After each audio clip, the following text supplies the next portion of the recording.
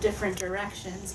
But I decided we'll focus on 5 main areas and how to establish balance within those areas. So the goals of the presentation today is to understand what stress is, how it impacts not just our physical body, but how it impacts our mind as well. Because sometimes when we're under a lot of stress, it makes it difficult for us to concentrate because it can feel overwhelming. We're also going to define balance in life and understand the role that balance plays in establishing physical and mental health. And then we're also going to identify areas in your life that maybe are currently unbalanced, and maybe establish a plan so that you can create a greater sense of balance within your life. So to get started, we'll talk about what is stress. Well, if we put a definition of stress, or we can provide a definition of stress, we can define it as the body's automatic response to any physical or mental demand placed on it. Now, nearly everyone experiences stress at some time. Is there anybody in the room who's never experienced stress at all? Oh, I was hoping for the secret to life. Because it's true, right? We all experience stress. We can relate to feeling stressed out. And you know, those times, they kind of come and go for us, right? There may be times, maybe particularly around midterm time, that you're feeling a little more stressed out. Then it kind of eases a little bit, and then maybe again at the end of the semester you might feel a little bit stressed out. And so it's normal to have these fluctuations related to stress. But where we kind of get ourselves in trouble, so to speak, is if we continue to have excessive stress and we don't do anything about it. Because when we have excessive stress and we let it just kind of go on, it can lead to greater intensity with regard to things like anxiety. It can actually physically make us sick too. So for example, there's different ways that stress can affect us. So for some of us, maybe when we're really stressed out, we might get headaches. For some of us, we might experience muscle pain or tension. Some of us may become just overly fatigued when we're stressed out. Some of us might feel it like in our stomach, have like an upset stomach, not really feel like eating, or maybe we eat too much of the stuff that's not very good for us or healthy for us. In terms of mood, it can create a lot of feeling of anxiety. It can create a sense of restlessness, like we feel like we have so much we have to get done. We almost, it's like we can't sit still. We're just kind of moving around a lot. For others of us, it can impact us in terms of creating a lack of motivation or focus. Again, just not really being able to concentrate on one thing, not feeling like you don't have a lot of energy to get things done.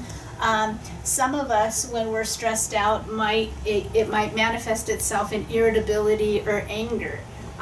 So you might be trying to decide on a place to go to dinner with a friend, and your friend is like, well, where do you want to go? If you're so stressed out, you might get a little snappy and be like, I don't care, can we just go somewhere to eat?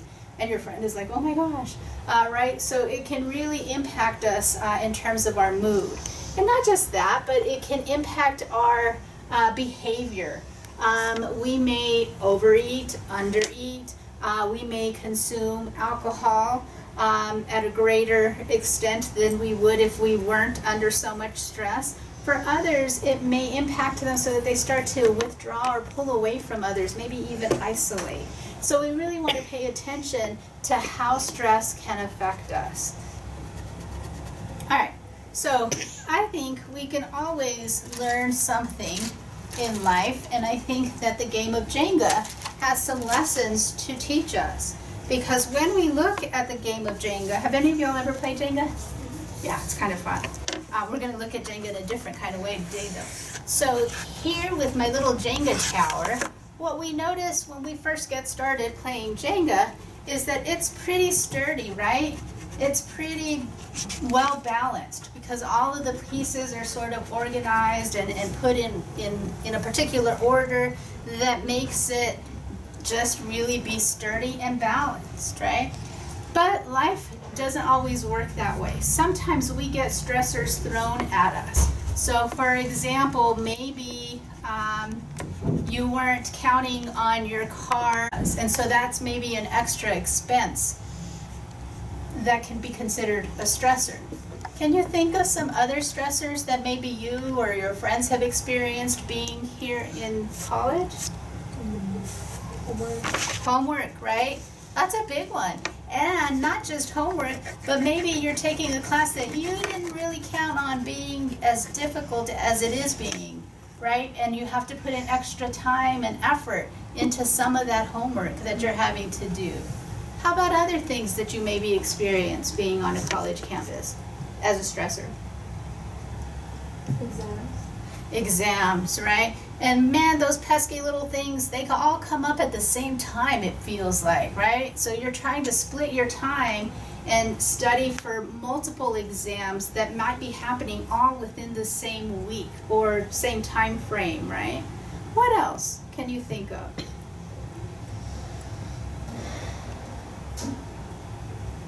Socializing? What's that? Socializing? Yeah, how are you going to have time for your friends, right? Because you want to be able to. You want to have time to hang out with friends and go do things. But when you have homework and you have exams, sometimes it gets tricky to work all of that stuff in. And so that becomes a stressor, being able to find the time. How about are all of y'all from Las Cruces? So you have family members in Las Cruces for the most part? Some of you don't, right? So what happens when there's grandma's birthday party and you want to go home for that, except you also have a big exam coming up? That can be another stressor too. And not just that, but sometimes you might be expected to attend family functions when really you could use the time to be studying, right? There might be some of that pressure to have to interact with your family. And I shouldn't say have to, but you might want to, but again, it's almost like you're being torn in different directions. Can you think of any other stressors that you might encounter? Transportation? Right. Absolutely. That's a huge stressor because you got to be able to get around, right? So what we start to notice, if we were to keep going, is what's happening to my Jenga tower. It keeps building up, right? So it's getting taller. What else is happening? Unstable. Right. It's becoming a little more wobbly than when we first started out, right?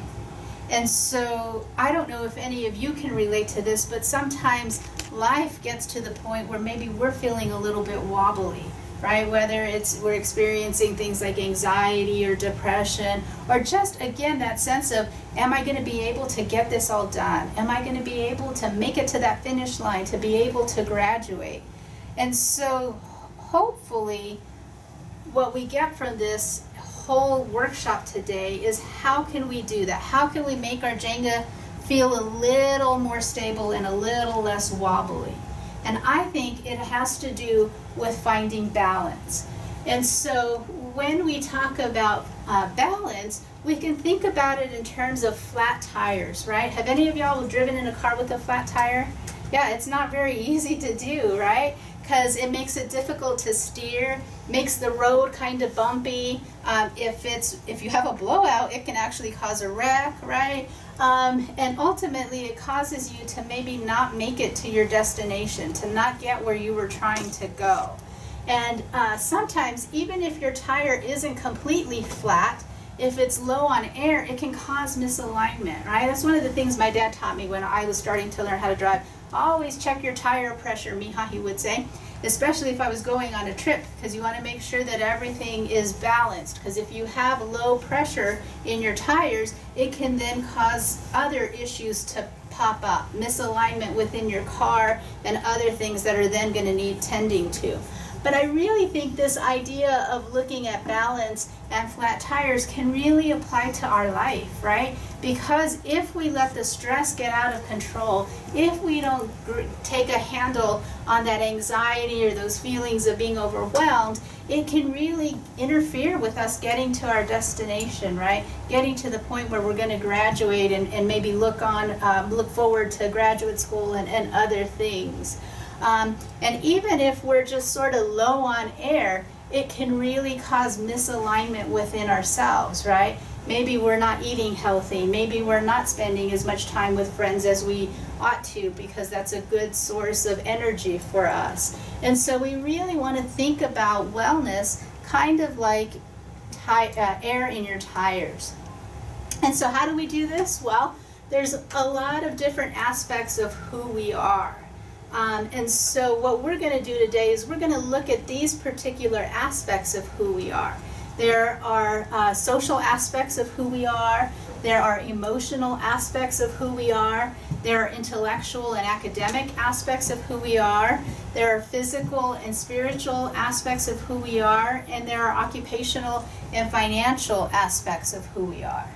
And so with regard to social wellness, what I'm really talking about with this is I'm really talking about relationships, respect, community interaction. And so when we look at this social wellness dimension, we're really looking at how do we relate to others? How do we connect? How do we communicate? How do we get along with the people that we're surrounded by? And so that's taking a look at all of that. Why do you suppose that matters? Why does social wellness matter?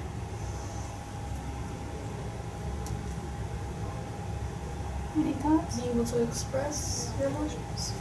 Being able to express your emotions, but more than that, being able to rely on others, right? Because sometimes it's kind of nice when you're having a bad day to go to your friend and to be able to talk about the struggles that you're having, right? So this social wellness gives you the opportunity to build social support and to be able to talk about the good things that are happening in your life and maybe the sometimes things that are not so good going on in your life.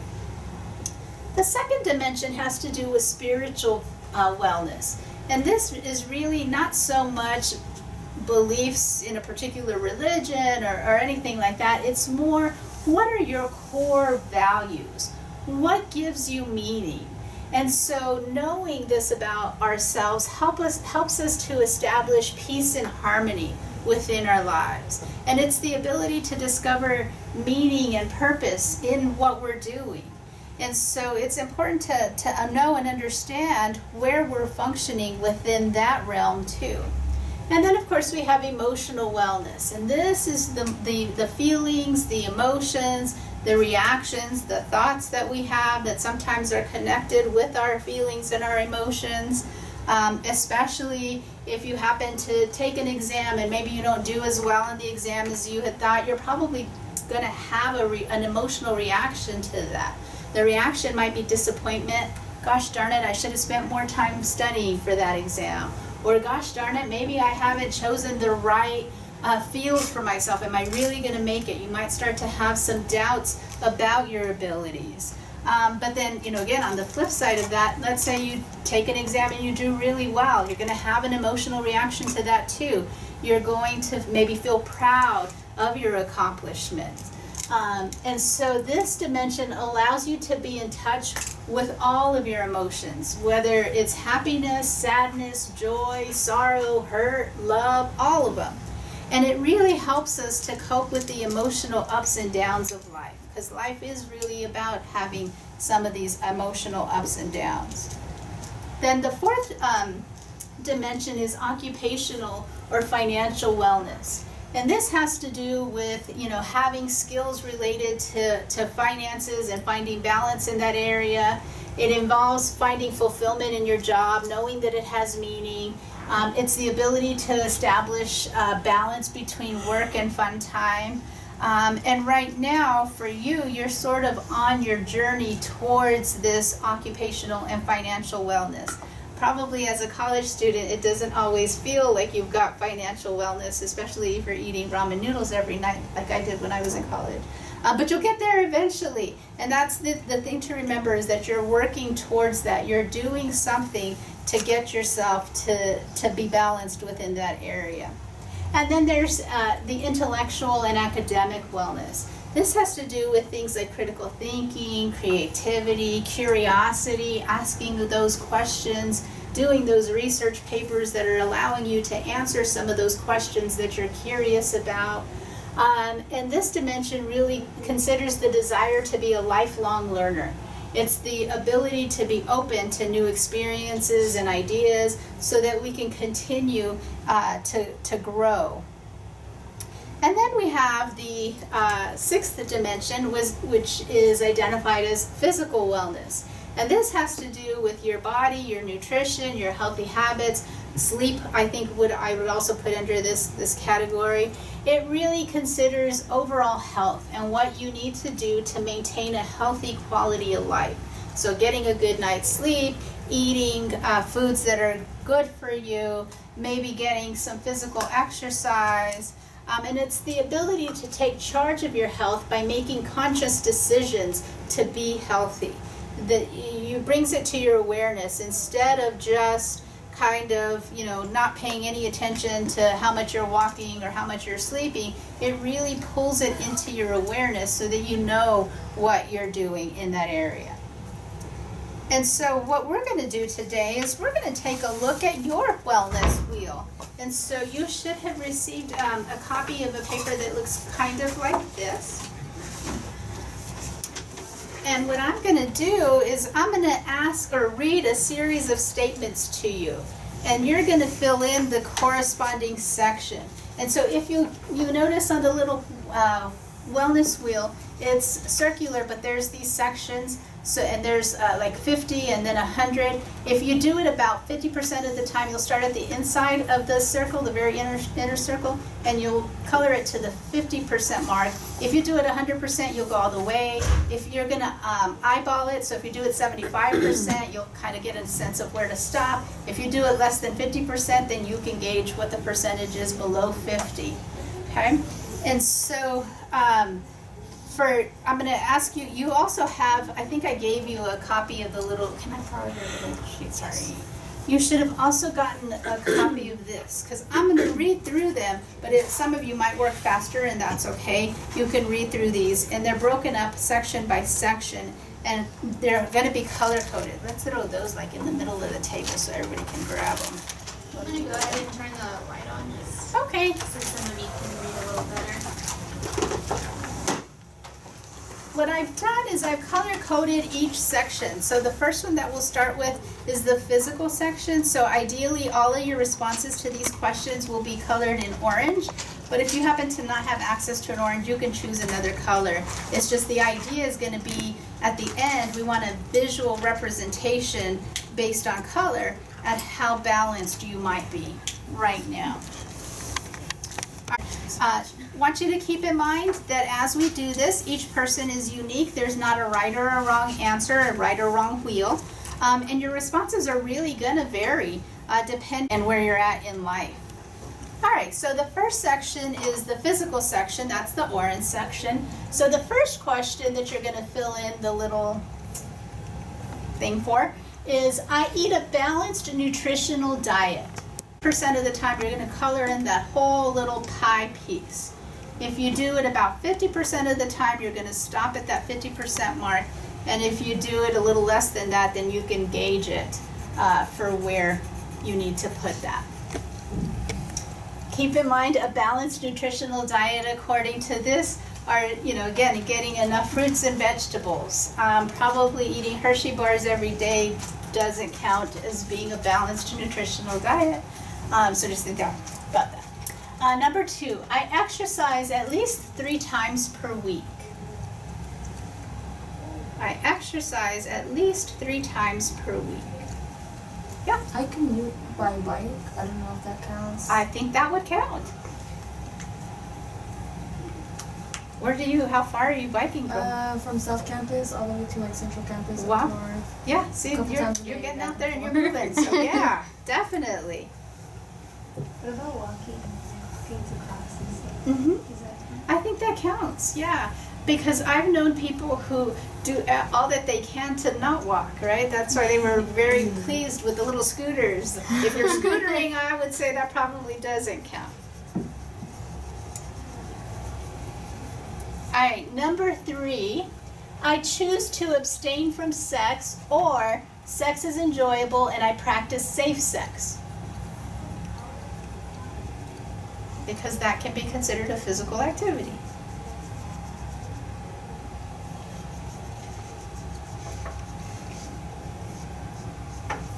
having trouble understanding that question.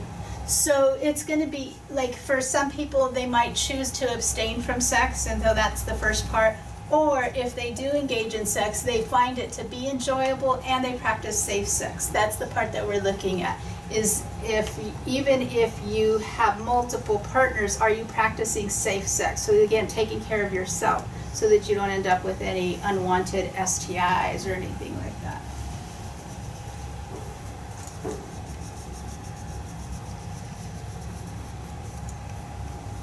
Number 4, I do not use alcohol, or if you do consume alcohol, you're 21 and you might use it in moderation.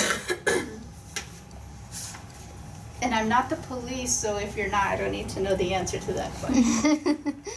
And then the second part, I am a non-smoker and I avoid street drugs. Again, we're looking at how are you taking care of your physical body. It's a little more challenging to take care of your physical body if you're smoking a lot of cigarettes or if you're consuming a lot of illicit drugs.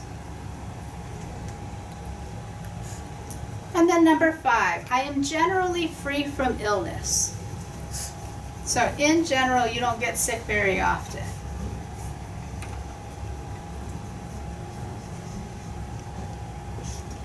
And then number 6, I am a reasonable weight for my height.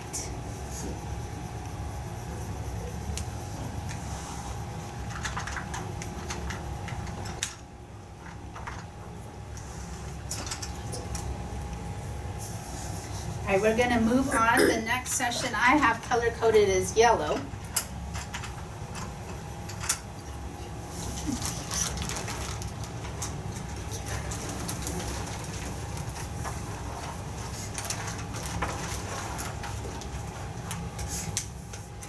And then question number 7 in this next section, which is the first question in this section. I have a solid balance between saving for the future and spending for the present.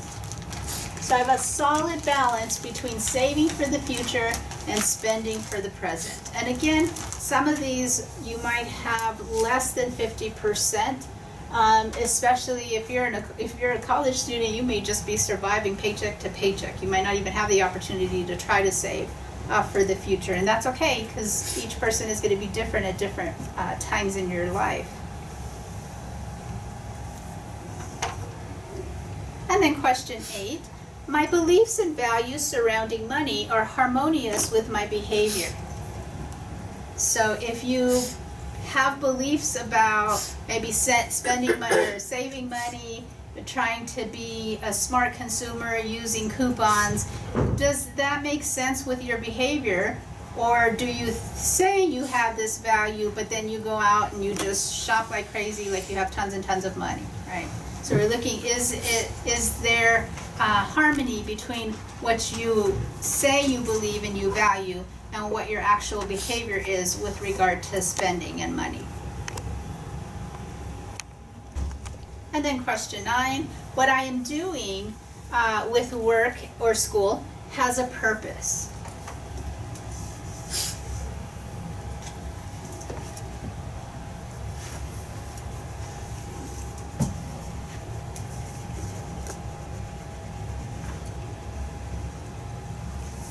And then question 10, I use money positively.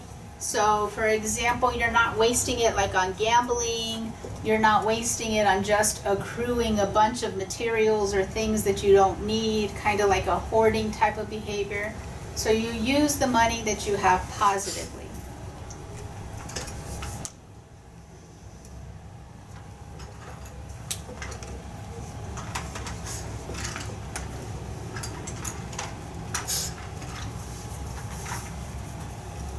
And question 11, I have a balance between work and school and other areas of my life. I have balance between work and school and other areas of my life.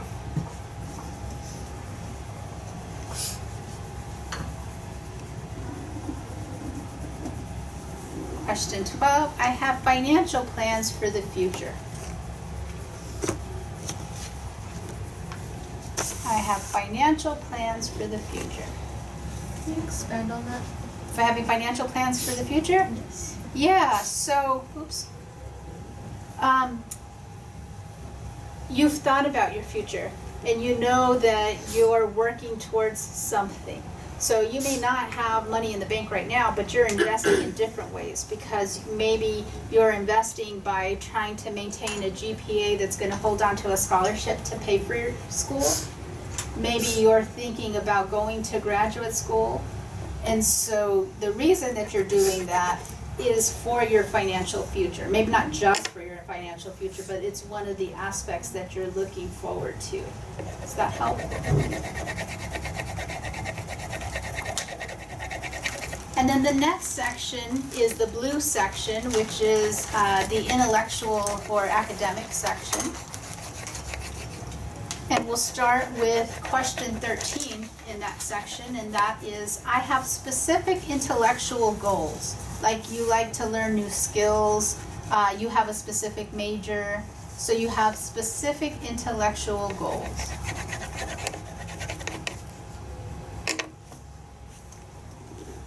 Question 14, I pursue mentally stimulating interests or hobbies.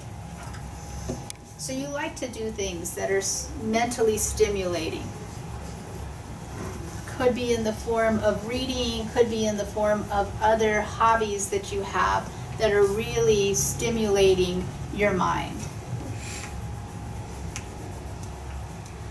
Question 15, I'm generally satisfied with my education plan.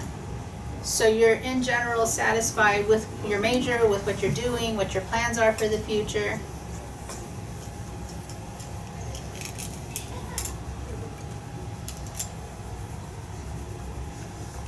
Question 16, I have positive thoughts. So a low degree of negativity and cynicism. In general, you think pretty positive thoughts.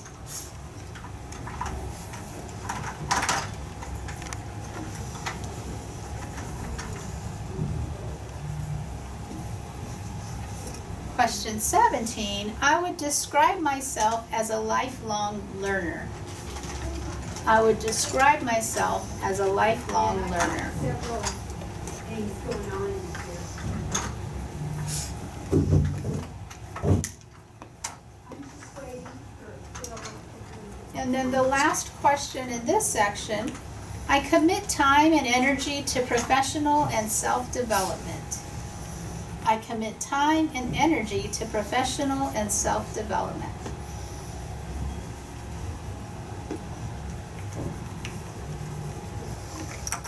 Can you explain that last one, please? So, at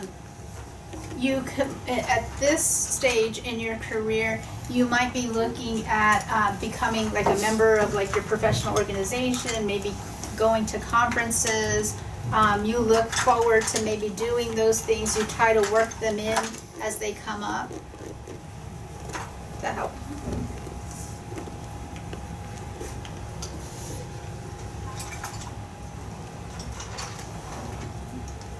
All right, the next section is the emotional section, which is going to be done in red. And we're going to start with question 19. And question 19 is, I have a sense of fun and laughter.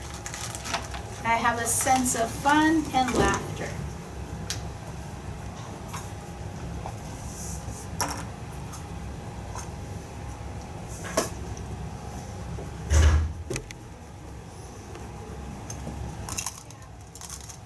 Question 20 is, I am able to feel and label my emotions. So it's one thing to feel emotions, it's another to be able to label them. And so this question is asking, can you not only feel your emotions, but can you label them too? So do you know when you're feeling sad, and can you say, I'm feeling sad? Can you identify when you're feeling proud and label that you're feeling proud?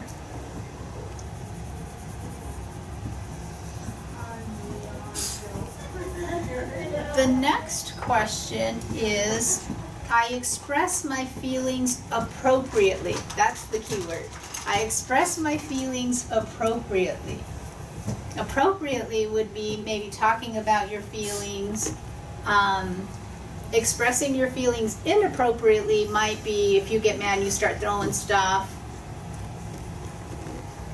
And so this question is asking if you can express your feelings appropriately.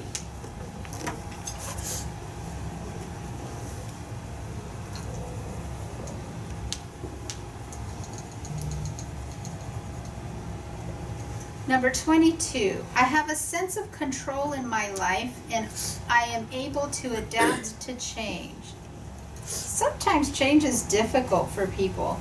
And so this question is really trying to take a look at how flexible are you when it comes to change. And so again, it's I have a sense of control in my life and I am able to adapt to change. Question 23, I am able to comfort or console myself when I am troubled. So are you able to kind of calm yourself down if something's really bothering you? That's really what that question's getting at. And then question 24, others would describe me as emotionally stable. So if you had to put money on it, would other people describe you as being emotionally stable? That's what that question's getting at. Then the next section that we're going to move on to is the green section, and this is the social section. And we're going to start with question 25. Question 25 is, I am able to resolve conflicts in all areas of my life.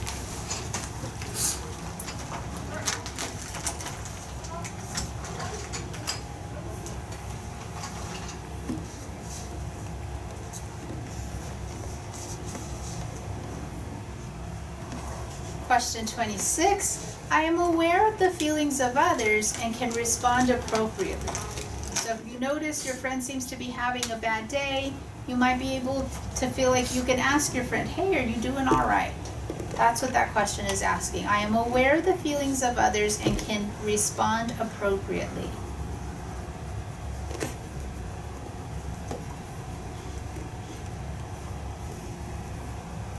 Question 27.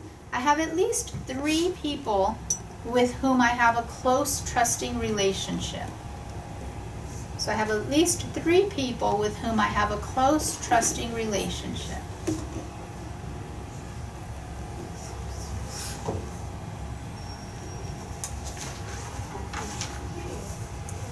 Question 28. I am aware of and able to set and respect my own and others' boundaries.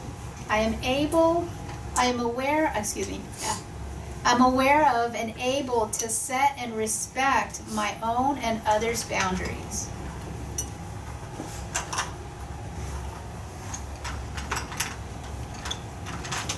Question 29. I have a satisfying social interaction with others.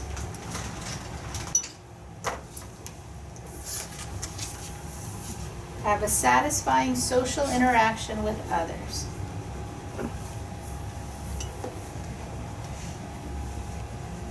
And then the last question in this section, I have a sense of belonging, not of being isolated.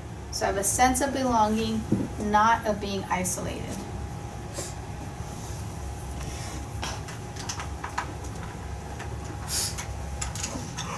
All right, the next section is the last section. Should be filling in your wheel pretty good by now. And this is the purple section. And we're going to start with question 31. I practice meditation, pray, or engage in some type of growth practice. So do you do something that sort of restores your soul? For some people it's meditation, yoga, praying, something. And so that's what this question is asking. I practice meditation, pray, or engage in some type of growth practice.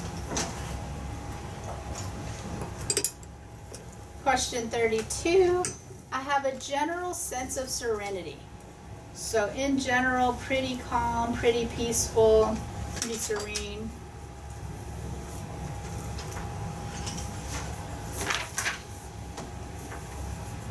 Question 33, I have faith in a higher power.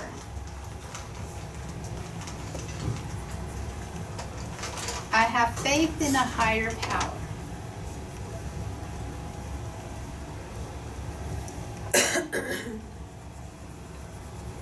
Question 34.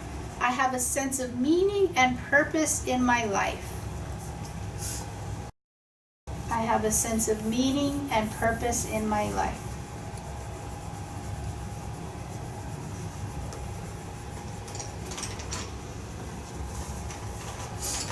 Question 35. I trust others and am able to forgive others and myself and let go. So I trust others and am able to forgive others and myself and let go. Sometimes people struggle with being able to forgive themselves, whether it's because they got a bad grade or maybe they hurt somebody's feelings. They really struggle being able to move forward from that. And so that's really what this question is getting at. And then the last question in this section is principles, ethics, morals provide guides for my life. So you have a moral compass that sort of guides you in your life and what you do.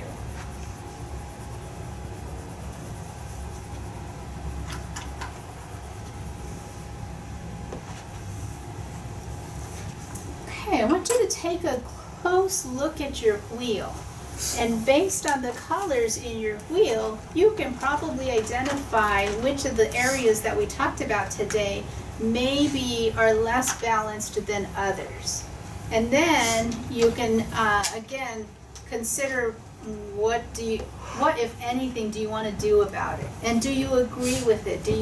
If you were to take a step back and really reflect on some of those questions, and if you really took a look at those different sections that we talked about, would you tend to agree with how your wheel came out? And again, I want you to think about this as a source of feedback. It's not something that's written in stone. It's something that we can choose to use or not use, because it's just feedback, right? And so as you look at it, I want you to think about which section of your wheel has the most color. Anybody want to volunteer the section that has the most color for them? Yeah. Orange. Orange was the physical one? And do you agree with that? You stay pretty physically active? Cool. All right, so good for you. All right, good. How about anybody want to share which section of the wheel has the least color? Emotional. Okay. All right, good. So then maybe that means paying a little more attention to some of those emotions, right? And being able to label and identify what those emotions are. Good. And so as you look at your wheel, I want you to think about what can you do and how can you take action based on your wheel. And so one of the things that I always think is good is to set goals for ourselves.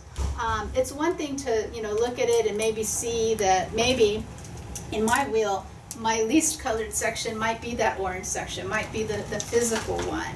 And so it's one thing to look at it and to know that. It's another to look at it and then decide to take some sort of action. And that's what this next piece is about. I want you to really take a look at, as a result of this activity, I intend to improve my life balance by, and you fill in the blank. You fill in whatever it is that you think you need. So as a result of this activity, I intend to improve my life balance by trying to do daily emotion checks and just kind of how am I feeling today and why am I feeling this way. And then the next piece to that is my first step will be maybe printing out an emotion wheel. What are my different choices? Because maybe I don't really pay much attention to the different emotions that exist, right? And sometimes it can be really helpful if we share our plans with others, because it kind of helps us to be accountable, right? So maybe I will share my plans with my best friend Cindy, and we'll ask for her support by saying, we spend some time talking about emotions or whatever it is. And then you can choose when to review your progress. you can pull out your wheel, and that's why I wanted y'all to have copies of this stuff, the wheel and the questions, because what you'll notice, or what you will likely notice, is that your wellness wheel is going to change throughout your life.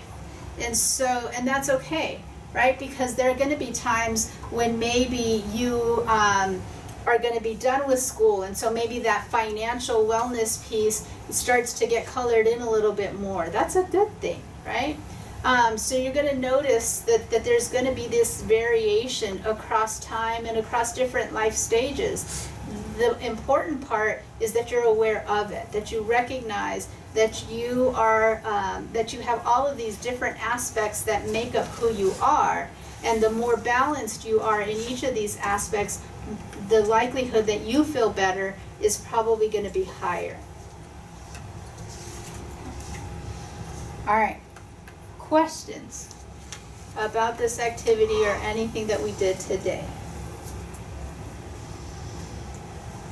How helpful was this, or not at all? It was helpful. It was helpful? Good. Phew. All right. That's all the feedback I need. I'm just kidding. I also want y'all to remember that sometimes we can all use a little bit of help. And so don't be afraid to reach out and use the resources that are available to you. Because as a student of NMSU, you have access to all of these resources. You have the NMSU Counseling Center. We also have, a lot of people don't realize that this other resource exists, and that's run through our department. It's the Family Resource Center. You can receive free counseling or therapy through our Family Resource Center if you need it, if you're struggling with anxiety, if you want to get a better handle on being able to label emotions or putting a plan together to ensure success for yourself. You can give us a call or email us, and we can set up an appointment for you.